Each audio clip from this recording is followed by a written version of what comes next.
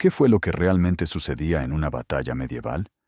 No la versión de las películas, la real, sin combates en cámara lenta con espadas, sin armaduras perfectas, sin música heroica. Solo la verdad tal como era. Si alguna vez has sentido curiosidad por cómo era en realidad, es momento de averiguarlo. Para empezar, si eras un soldado promedio, probablemente ni siquiera podías oír la señal para atacar. El tipo con el cuerno usualmente estaba en un lugar seguro, lejos del combate real. Buena decisión de su parte. Los trompeteros medievales tenían la mayor esperanza de vida del ejército, justo después de los reyes que iniciaban las guerras. En los primeros 15 segundos de batalla, casi la mitad de la línea del frente tropezaba con sus propios pies, o con los de sus compañeros.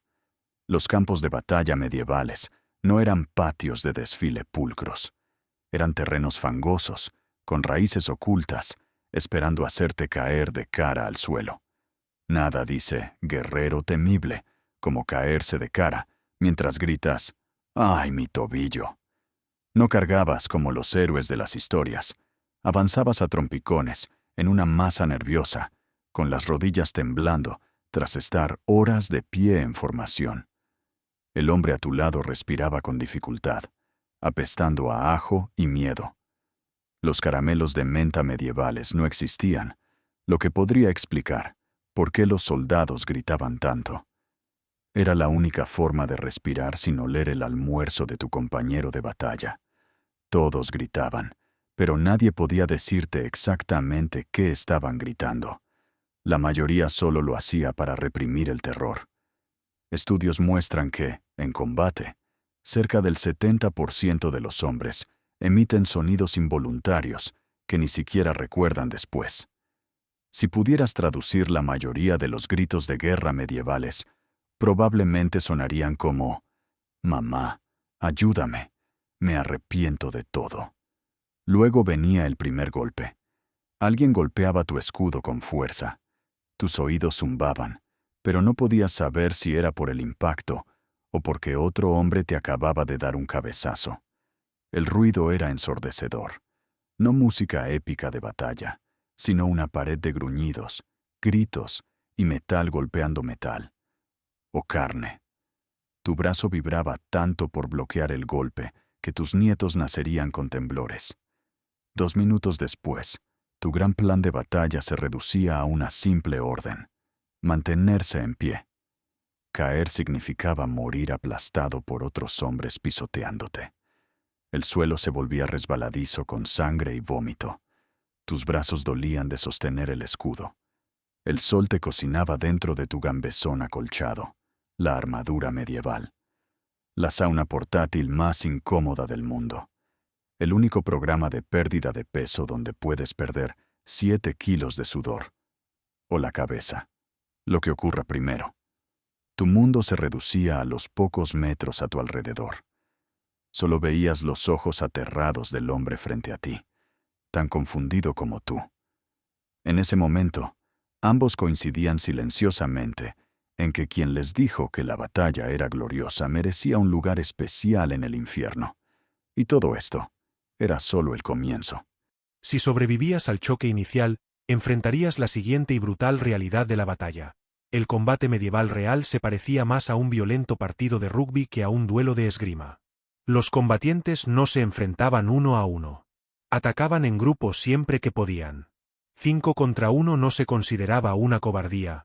Era una buena estrategia. Los caballeros no seguían un código de honor en el campo de batalla. Seguían el código de quiero volver a casa vivo, que estaba por encima de cualquier otra cosa. La aglomeración de cuerpos hacía que cualquier técnica formal con la espada fuera casi imposible. Tenías apenas 15 centímetros para mover tu arma. No podías hacer esos grandes arcos dramáticos de espada cuando estabas hombro con otros soldados. La mayoría de los combates con espada consistían en empujar torpemente la hoja hacia adelante, como si intentaras pinchar a alguien en un vagón de metro lleno. Las espadas rara vez eran el golpe letal. Según análisis de tumbas en campos de batalla, la mayoría de las heridas fatales provenían de golpes descendentes en la parte superior del cráneo o en el cuello.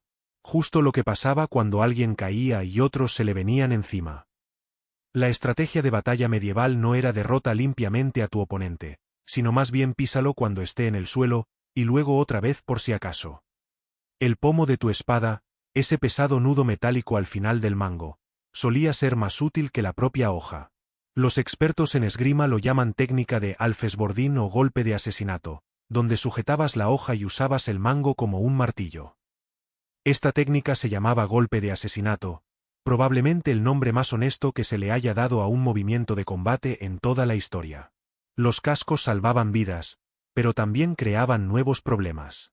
Limitaban la visión a una rendija estrecha y convertían tu cabeza en un horno metálico bajo el sol. Después de solo 20 minutos de lucha, la temperatura dentro de un casco podía superar los 38 grados. Muchos combatientes no morían por heridas, sino por agotamiento por calor. Los caballeros medievales básicamente luchaban dentro de saunas portátiles mientras otros intentaban matarlos, lo que los convertía en los humanos más valientes, o más tontos de la historia. Si caías en medio del caos, tenías unos 2 segundos para levantarte. No por una regla, sino porque era el tiempo que tomaba para que te pisaran o para que una lanza encontrara una abertura en tu armadura. El análisis de antiguos campos de batalla muestra que muchos cuerpos fueron encontrados boca abajo en apenas centímetros de barro. No fueron muertes dramáticas, solo una lenta asfixia tras la caída. Las heridas solían venir desde ángulos inesperados. Tal vez tu armadura te protegía de frente, pero ¿qué pasaba con el tipo que te golpeaba desde atrás o desde un costado? Un luchador típico recibía ataques desde al menos 3 direcciones distintas. En cualquier minuto, tu cabeza giraba tratando de seguir todas las amenazas, lo cual es irónico, considerando que evitar que te la volaran era el objetivo principal. Los aplastamientos, los pisoteos y la desorientación mataban más que las habilidades reales de combate. Si por un milagro sobrevivías a esa montaña de cuerpos con todas tus extremidades todavía en su sitio, tu siguiente desafío sería lidiar con lo que volara hacia ti. Las armas de las batallas medievales no eran esas obras maestras relucientes que se ven en los museos. La mayoría eran herramientas rudimentarias diseñadas para una cosa: atravesar lo que fuera que estuviera entre tú y las partes blandas del enemigo. Hablemos primero de las hachas. Las hachas de guerra no eran elegantes. Eran básicamente la misma herramienta usada para cortar leña, solo que modificada para atravesar escudos, armaduras y, lamentablemente, huesos humanos. Tenían una gran ventaja. No necesitabas mucho entrenamiento para usarlas eficazmente. Solo tenías que golpear con fuerza, apuntar más o menos cerca, y la física hacía el resto. El problema era que, una vez que el hacha mordía algo, ya fuera un escudo o una caja torácica, solía quedarse atascada. Los hallazgos en campos de batalla muestran que muchos hacheros murieron mientras intentaban sacar su arma del cuerpo enemigo.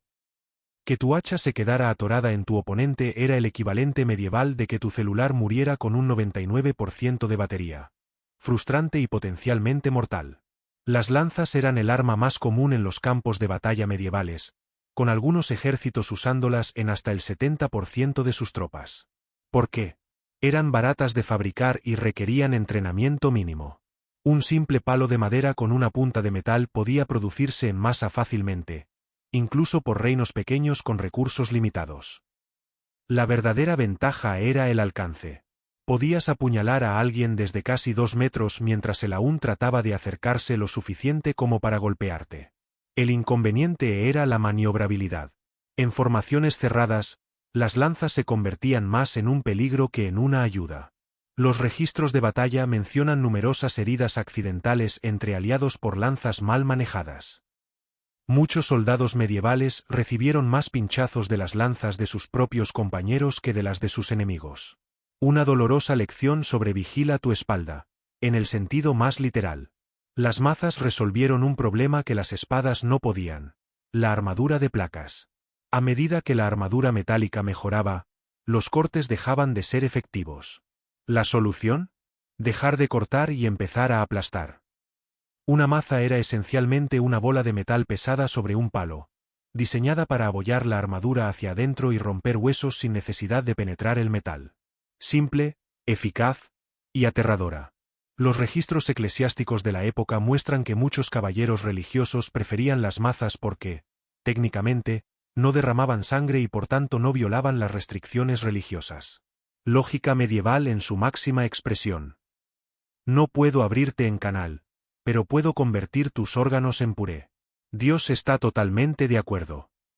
Las espadas se llevan toda la gloria en las historias, pero en realidad eran el arma menos común en los campos de batalla medievales. ¿Por qué? Eran caras. Muy caras. Una buena espada podía costar tanto como una pequeña casa. Requerían acero especial, artesanos expertos y años de entrenamiento para usarlas bien. Solo los nobles y los soldados profesionales solían llevar una. Y, contrario a la magia del cine, las espadas se rompían con frecuencia.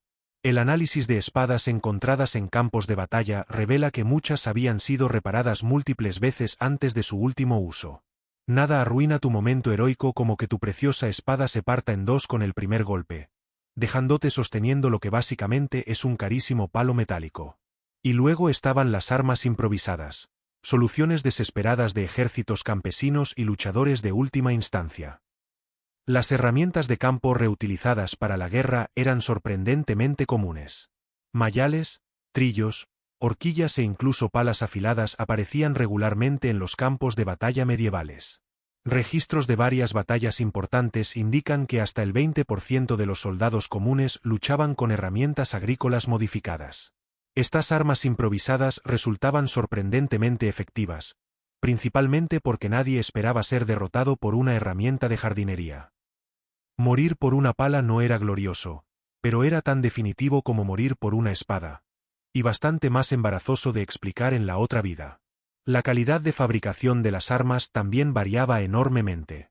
Mientras reyes y nobles blandían piezas magistralmente forjadas, la mayoría de los soldados usaban armas producidas en masa de calidad cuestionable.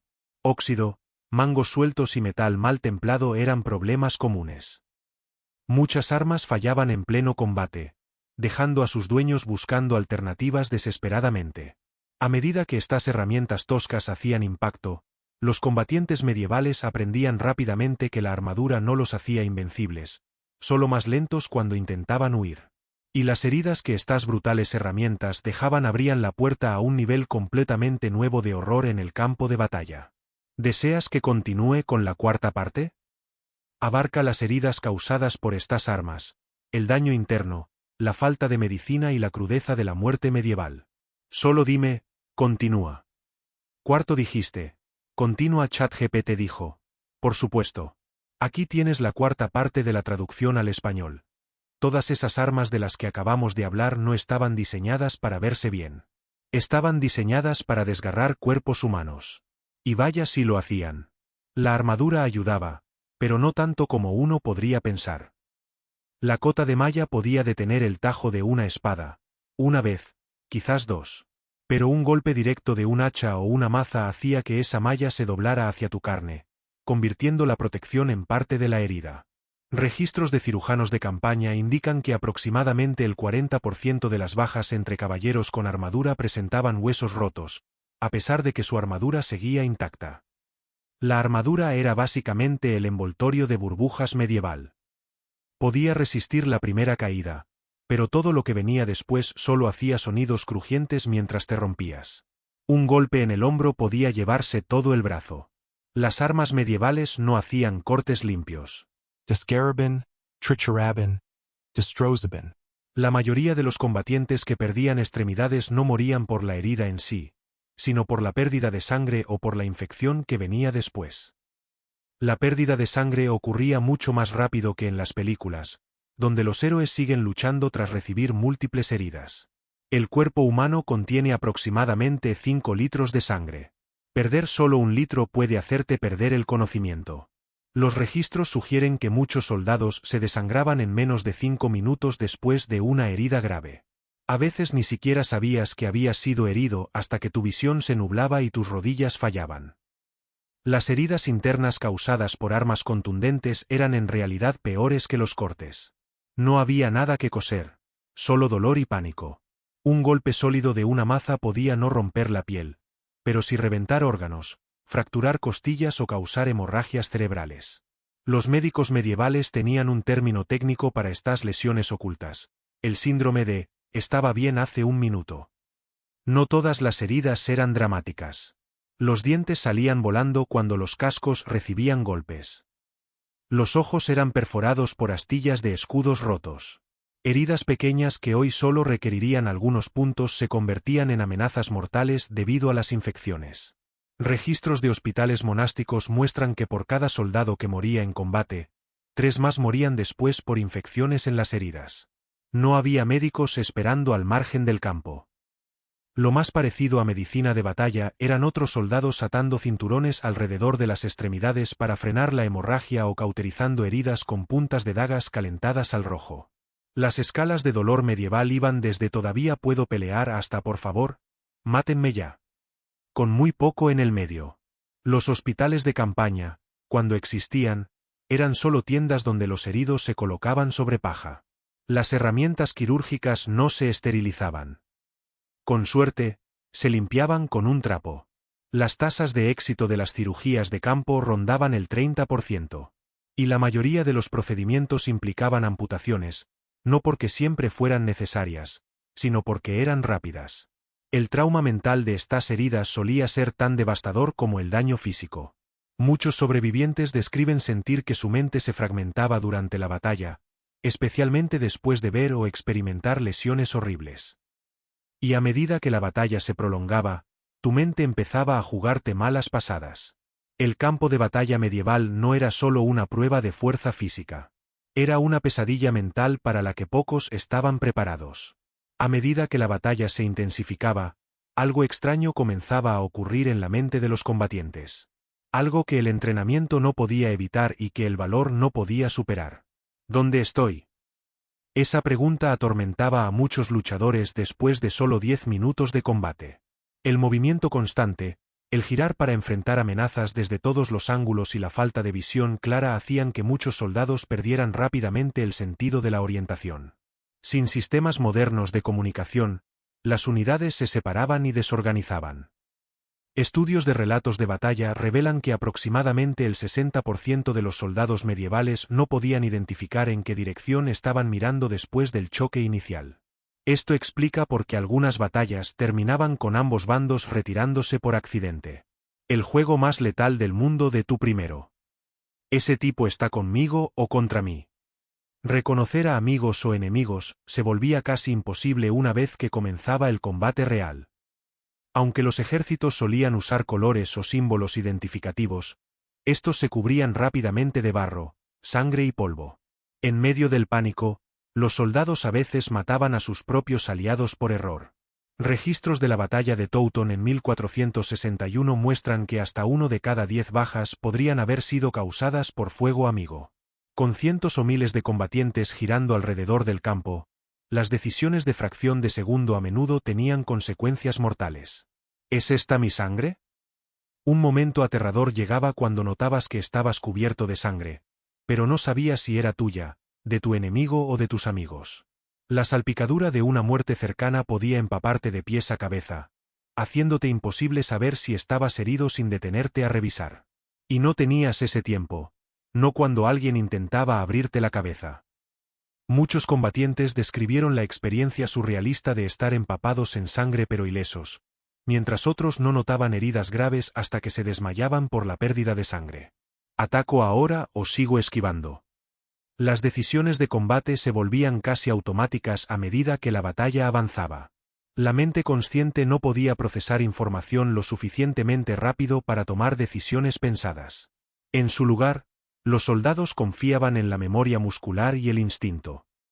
Los ejercicios de entrenamiento repetidos una y otra vez se apoderaban del cuerpo, como una coreografía que recuerdas incluso cuando tu mente se queda en blanco. Aquellos que sobrevivieron a las batallas a menudo informaban no tener recuerdos de acciones específicas que realizaron. Sus cuerpos peleaban mientras sus mentes iban a otra parte. Era como conducir a casa y de pronto darte cuenta de que no recuerdas los últimos 10 minutos del trayecto. Salvo que, en lugar de pasar una salida, tal vez apuñalaste a 7 personas. El cerebro humano simplemente no está diseñado para soportar el estrés del combate medieval. El miedo, La ira y la confusión se turnaban para controlar el comportamiento, dejando poco espacio para el pensamiento estratégico. Estudios modernos sobre cómo el cerebro procesa el estrés extremo muestran que las funciones cognitivas superiores se apagan bajo amenaza, dejando activas solo las respuestas más básicas de supervivencia.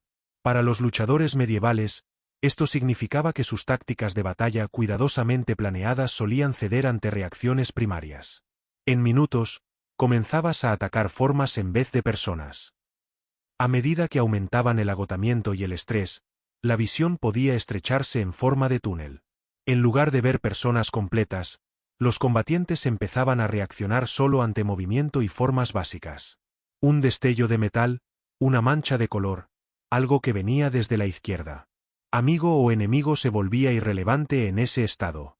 Si se movía hacia ti, lo atacabas. Registros de sobrevivientes de batallas medievales mencionan de forma consistente ese desapego extraño, donde otros humanos dejaban de parecer personas y se convertían simplemente en amenazas u obstáculos.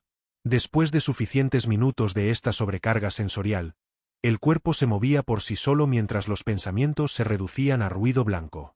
Los psicólogos de combate modernos llaman a esto mentalidad de batalla, Battlemind. Un estado en el que la acción precede al pensamiento consciente. En este estado alterado, los luchadores reportaban sentirse desconectados de sus propios cuerpos, como si se observaran a sí mismos pelear desde lejos. El tiempo se estiraba o se comprimía. Algunos soldados recordaban minutos de combate que los testigos decían que duraron horas, u horas que pasaban en lo que sentían como segundos. Esta desorientación mental hacía la batalla aún más caótica de lo que ya era. Y cuando se volvía demasiado para soportar, muchos optaban por la única opción que en realidad tenía todo el sentido del mundo.